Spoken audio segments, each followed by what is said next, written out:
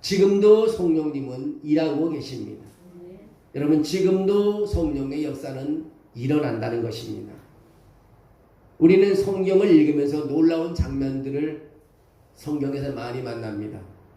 홍해가 갈라지는 것을 보게 되고요. 여리고성이 무너지는 것을 보게 되고, 엘리야가 기도할 때 하늘에서 불이 내리는 것도 경험하게 됩니다. 예수님께서 병든 자를 고치신 것도 우리 성경을 통해서 알고 있습니다. 죽은 나사로가 살아나는 것도 압니다. 그리고 사도행전에는 더 놀라운 일이 일어납니다. 오순절날 성령이 임하셨다는 것입니다. 사람들이 성령의 충만함을 그리고 받았습니다. 복음이 예루살렘에서 시작하여 유대와 사마리아와 온 세계로 퍼져나갔습니다. 근데 우리는 성경을 읽으면서 이런 생각을 할 때가 있습니다. 그것은 옛날 이야기 아닙니까? 초대교회니까 가능했던 거 아닙니까?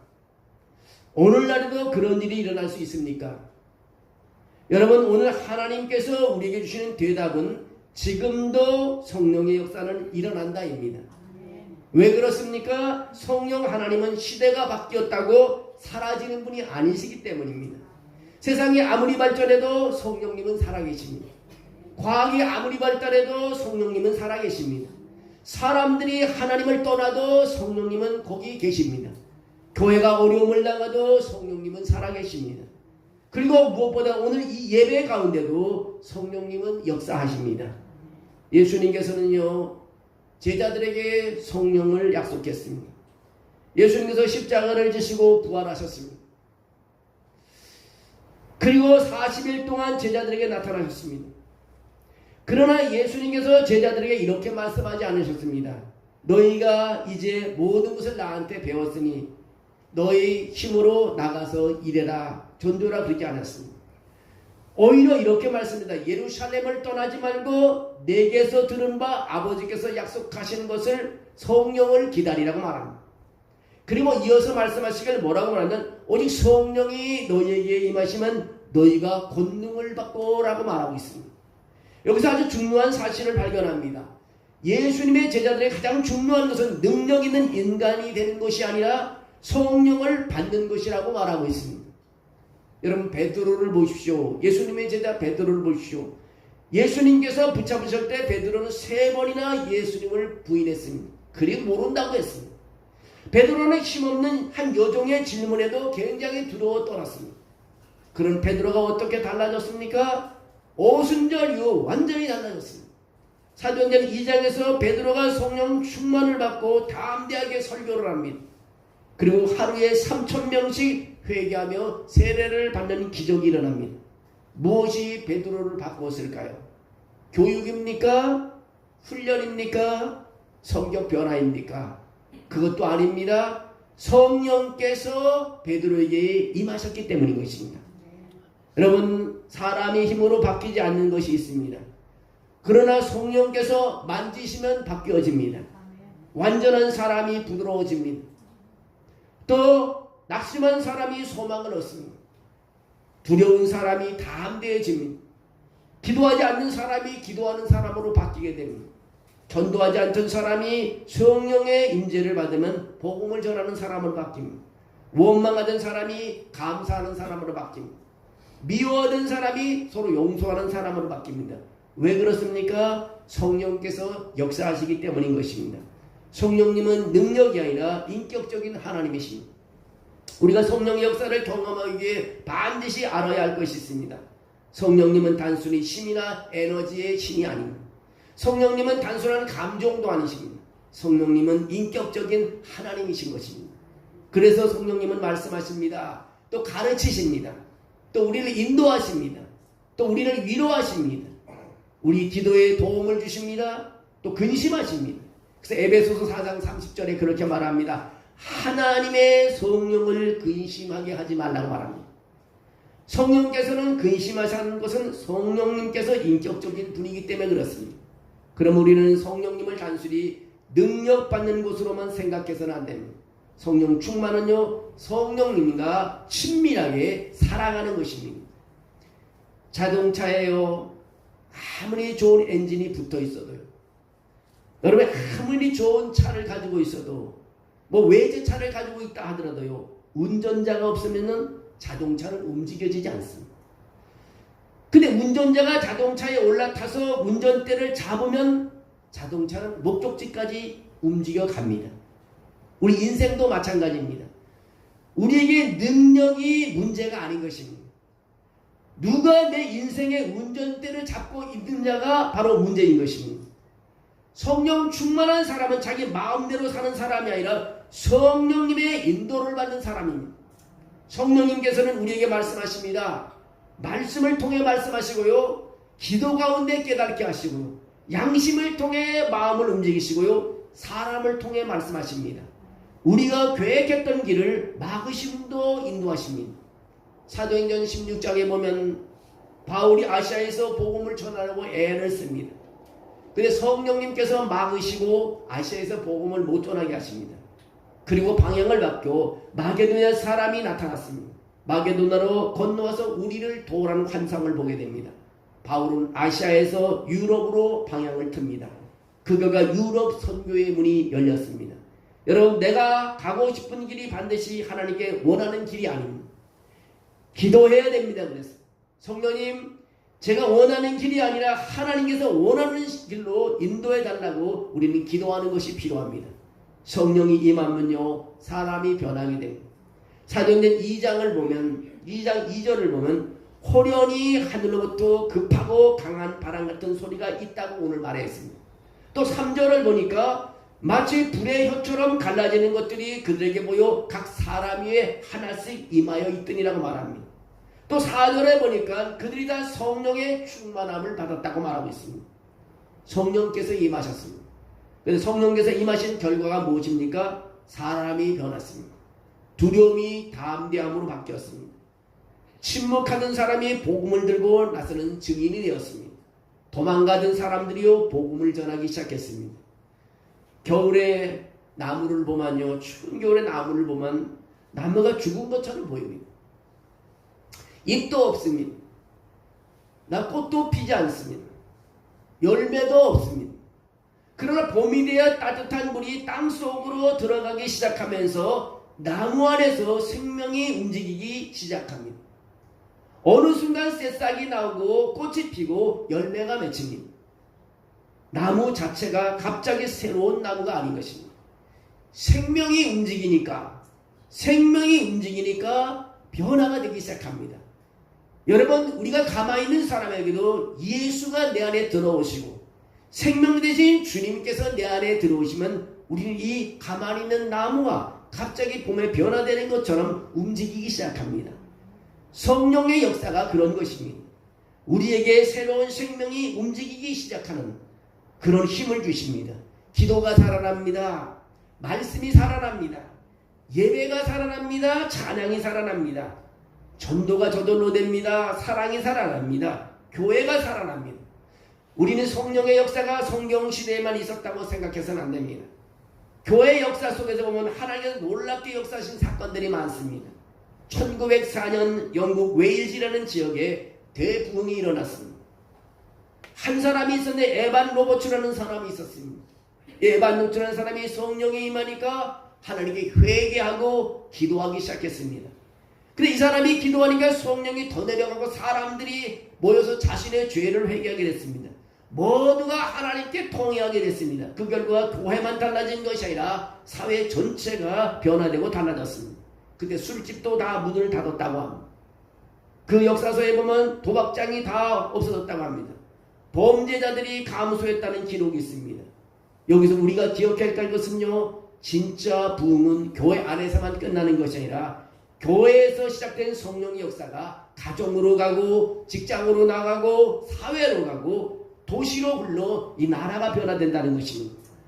또 1906년에 미국에서도 놀라운 대부흥이 일어났습니다. 미국 로스앤젤레스에서 강력한 성령운동이 일어났습니다. 윌리엄 시모라는 목사님이 이끌던 아주사 거리에서 교회에서 놀라운 변화가 일어났습니다. 그때는 다양한 인종과 사람이 모여 살았습니다. 미국 사회에서는 인종적 차별이 너무나 심했습니다. 인종적 장벽이 너무 컸습니다. 근데 성령께서 역사하시자 사람들은 흑인과 백인이 함께 모여 예배하기 시작했고 함께 손을 잡고 기도하기 시작했습니다. 여러분, 성령님이 임하시면요, 사람이 만든 벽이 무너져 내립니다. 세대의 벽이 무너져 내립니다. 인종의 벽이 무너져 내립니다. 계층 간의 벽이 무너져 내립니다. 그리고 그리스도 안에서 하나가 된다는 것입니다. 우리나라에도 놀라운 성령의 역사가 일어났습니다. 1907년에 평양에 놀라운 부흥이 일어났습니다. 평양 장대현 교회에서 대부흥이 일어났습니다. 사람들이 죄를 자복하기 시작했습니다. 선교사가 와서 눈물을 흘리며 조선 사람들을 무시하기 위해서 눈물을 흘렸습니다. 숨겨뒀던 죄가 드러났습니다. 남의 물건을 훔쳤던 사람의 물건을 돌려줍니다. 사람을 용서하게 됩니다.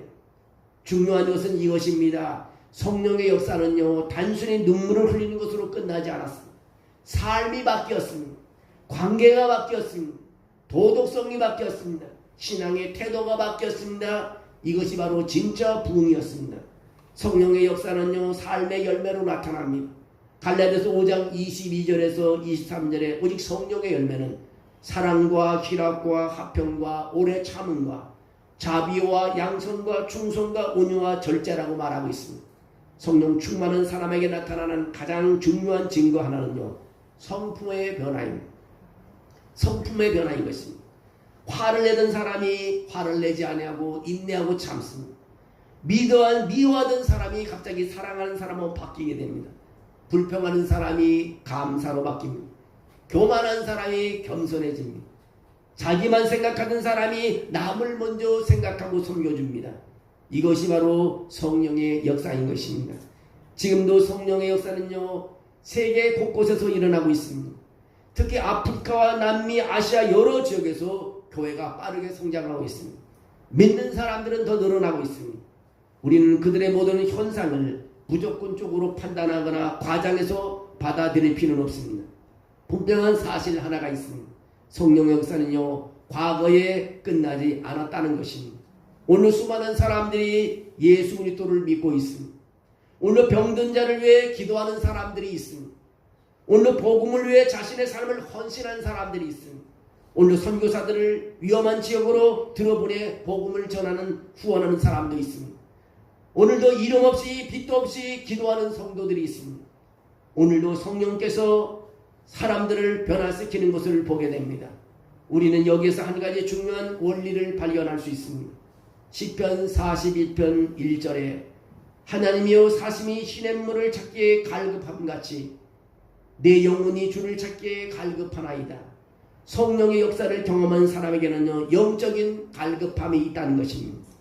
여러분, 우리가 가장 위험한 것은요, 가난한 것이 아닙니다. 가장 위험한 것은 하나님이 없어도 살 수 있다고 생각하는 것입니다. 돈이 있으니까 괜찮습니다. 건강하니까 괜찮습니다. 경험이 많으니까 괜찮습니다. 사람이 있으니까 괜찮습니다. 그러나 성령 충만한 사람은 이렇게 고백을 합니다. 주님 없이는 안 되겠습니다. 주님이 도와주셔야 되겠습니다. 주님이 길을 열어주셔야 되겠습니다. 주님이 힘을 주셔야 되겠습니다. 주님이 우리 교회를 살려주셔야 되겠습니다. 바로 이 마음이 영적인 갈급함이라는 것입니다. 오늘 사도행전 1장 8절을 보십시오. 오직 성령이 너에게 임하시면, 오직 성령이 너에게 임하시면 너희가 권능을 받고라고 말합니다. 오늘 성령 받는 것으로 끝나지 않습니다. 예루살렘과 온 유대와 사마리아 땅까지는 내 증인이 되리라고 알려주고 있습니다. 우리에게 성령을 주시는 목적이 있습니다. 뭡니까? 증인이 되게 하기 위해서입니다. 성령의 권능은 복음을 전하기 위해서 주어집니다. 그러면 성령 충만한 교회는 반드시 전도하는 교회가 됩니다. 성령 충만한 성령은 반드시 누군가에게 예수님을 이야기하는 사람입니다. 사도행전 2장에서 성령께서 임하자 사람들이 여러 말로 말을 하기 시작했습니다. 왜 여러 언어를 사용했습니까? 그 전에 여러 나라에서 온 사람들이 있었기 때문입니다. 하나님께서 그들이 알아들을 수 있는 언어로 복음을 듣게 했습니다. 여기서 우리는 중요한 사실을 발견합니다. 오순절은요, 선교의 시작이라는 것입니다. 전도의 시작이라는 것입니다. 오순절의 성령은요, 선교의 명령이라는 것입니다. 성령께서 임하셨고 복음이 전파되었고 사람들이 회개했고 교회가 세워졌고 복음이 땅끝을 향해 나아가기 시작했다는 것입니다. 예한교회도요, 성령의 역사가 일어나야 될 줄로 믿습니다. 오늘 우리는 남의 교회 이야기를 하려고 하는 것이 아닙니다. 영국 웨일즈의 대붕 이야기를 하는 것도 아닙니다.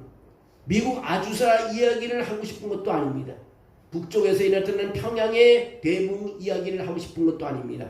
오늘 하나님은요, 우리 예한교회에 성령의 역사가 일어나기를 원하고 계십니다. 우리 교회에 필요한 것은요, 사람과 재정과 건물을 넘어서 성령의 역사가 필요합니다. 성령께서 임하시면요, 예한교회가 달라집니다.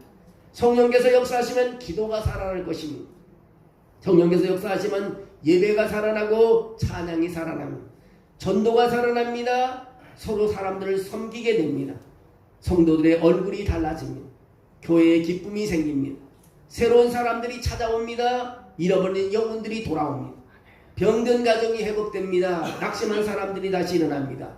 그리고 교회가 지역사회를 향해 복음의 빛을 비추게 됩니다. 여러분, 불씨 하나가 산불을 일으킬 수 있습니다. 작은 씨앗 하나가 큰 나무가 될 수가 있습니다. 한 사람의 기도가 한 가정을 변화시킬 수 있습니다. 한 가정의 믿음이 한 교회를 변화시킬 수 있습니다.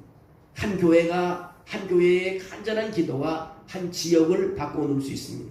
하나님께서는요, 때때로 한 사람에게부터 한 사람으로부터 부흥을 시작하게 만듭니다. 1904년도 그렇고요, 1907년도 그렇고요, 또 오순절 마가다락방에서도 그렇게 시작되었습니다. 우리는 이런 기도가 필요합니다. 하나님, 다른 사람부터 변화시켜 주옵소서가 아니라 하나님, 제가 먼저 성령으로 충만하게 하옵소서. 하나님, 제가 먼저 성령으로 충만하게 하옵소서. 이 기도가 우리는 필요합니다. 사도행전 1장의 제자들은 무엇을 했습니까? 기다렸습니다.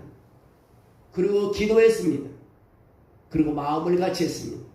사도행전 1장 14절에 그렇게 말합니다. 여자들과 예수의 어머니 마리아와 예수의 아우들과 더불어 마음을 같이하여 오로지 기도에 힘써더라고 말하고 있습니다.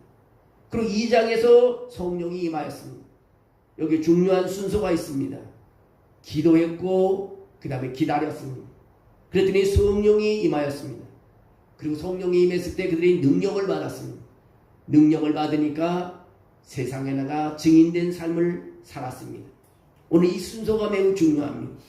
데살로니가전서 5장 19절에 매우 짧지만 강력한 말씀을 우리에게 주고 있습니다. 성령을 소멸하지 말라. 성령을 소멸하지 말라. 성령의 불을 꺼뜨리지 말라는 뜻입니다. 어떻게 성령의 불이 꺼집니까? 기도하지 않을 때 성령의 불은 꺼집니다. 말씀을 멀리할 때 성령의 역사가 없습니다. 죄를 붙들고 있을 때 성령의 역사가 없습니다. 용서하지 않을 때 성령은 역사하지 않습니다. 교만할 때, 순종하지 않을 때입니다. 전도를 멈출 때입니다. 그럼 우리는 날마다 성령의 불을 이제는 지펴야 합니다. 성령 충만은 한 번의 체험으로 끝나지 않습니다. 사도행전 2장에서 제자들이 성령 충만을 받았습니다. 그리고 사도행전 4장에 보면 다시 성령 충만을 받았습니다.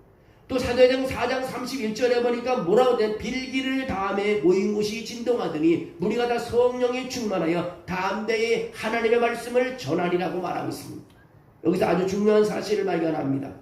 성령 충만은 한 번으로 끝나는 것이 아니라 날마다 충만해야 된다는 것입니다. 여러분, 사용하고 있는 휴대폰 하루만 충전 안 쓰기만 못 쓰게 됩니다. 우리가 성령이 날마다 성령 충만돼야 됩니다. 어제의 은혜로 오늘을 살아갈 수 없습니다. 어제의 기도로 오늘의 문제가 자동적으로 해결되지 않습니다. 어제의 성령 체험만 가지고 오늘을 살아갈 수는 없습니다. 그래서 에베소 5장 18절에 현대적인 의미의 말씀이 있는데 오직 성령으로 충만함을 받으라고 말하고 있습니다. 계속해서 성령 충만을 받으라는 것입니다. 그러면 우리는 어떻게 성령 충만을 받을 수 있을까요? 그 하나는 말씀을 가까이 하라는 것입니다. 말씀과 성령은 분리될 수가 없기 때문입니다. 성령께서는 말씀을 통해 우리를 가르쳐 주시기 때문에 말씀을 가까이 해야 성령 충만을 받을 수 있습니다. 또 하나, 기도를 하라는 것입니다. 기도는 성령께 마음을 여는 시간이기 때문에 기도하는 분에게 성령이 내려오십니다. 또 하나, 순종하라는 것입니다. 성령께서 감동을 줄 때 순종해야 된다는 것입니다. 나에게 성령께서 감동을 줄 때 가만히 있고 내일하고 일주일 후에 만나 그 자리에서 순종할 때 성령의 역사가 있다는 것입니다. 또 하나 다섯 번째는 전도하라는 것입니다. 성령의 권능은요 증인이 되게 한다는 것입니다. 성령 받는 사람은 전도한다는 것이에요. 그리고 성령 충만을 받을 수 있는 것은 우리가 말씀을 가까이 하고 기도하고 회개하고 순종하고 전도할 때 성령의 충만함이 있다는 것입니다. 여러분 오늘 성령님께 마음을 여시기를 바랍니다. 오늘 마음이 지쳐 있습니까? 성령님께서 위로해 주십니다. 오늘 낙심하고 있습니까? 성령님께서 소망을 주십니다.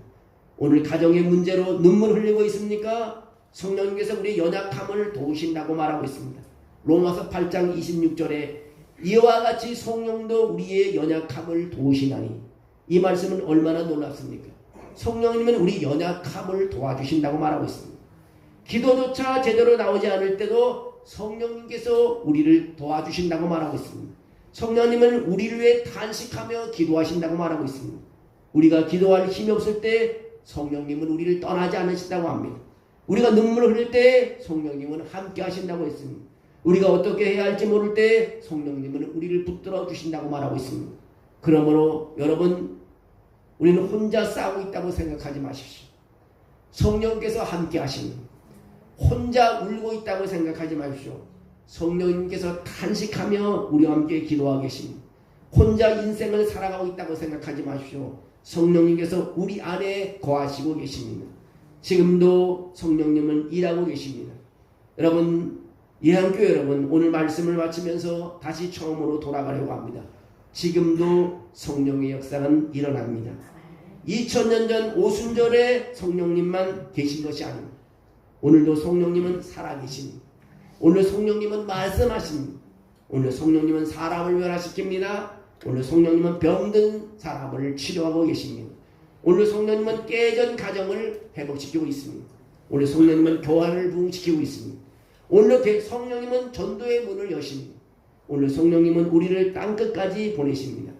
사랑하는 성도 여러분, 오늘 우리가 하나님께 구해야 할 것이 무엇입니까? 돈입니까? 성공입니까? 건강입니까? 물론 그것도 하나님께 구할 수 있습니다. 그러나 그보다 먼저 구해야 할 것입니다. 성령님, 나를 충만하게 하옵소서. 성령님, 나를 충만하게 하옵소서. 성령님, 예한교회를 다시 한번 부흥케 하여 주옵소서. 한 사람이 추운 겨울밤 밤길을 가다가 작은 오두막을 발견했다고 합니다. 너무 추웠답니다. 그 오두막에 들어가 보니까 불씨가 거의 꺼져가고 있었습니다. 그 사람은 남아있던 작은 불씨를 모아 나무에 올려놓았습니다. 처음에는 연기만 계속해서 났습니다. 그러나 조금 기다리자 작은 불꽃이 생겼습니다. 그 불꽃이 장작을 하나씩 불꽃에 올려놨더니 불이 홀홀 타올랐습니다. 마침내 방 전체가 따뜻해졌습니다. 여러분, 오늘 우리의 신앙이 작은 불씨처럼 느껴짐을 느낍니까? 기도의 불이 약해졌습니까? 전도의 불이 식었습니까? 사랑의 불이 식었습니까? 예배의 감각이 사라졌습니까? 괜찮습니다.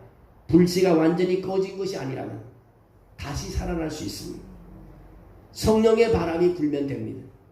오늘 하나님께서 우리 안에 성령의 바람을 불어 넣어주시기를 기도하기를 원합니다. 성령님, 다시 오십시오. 내 마음에 오십시오. 우리 가정에 오십시오.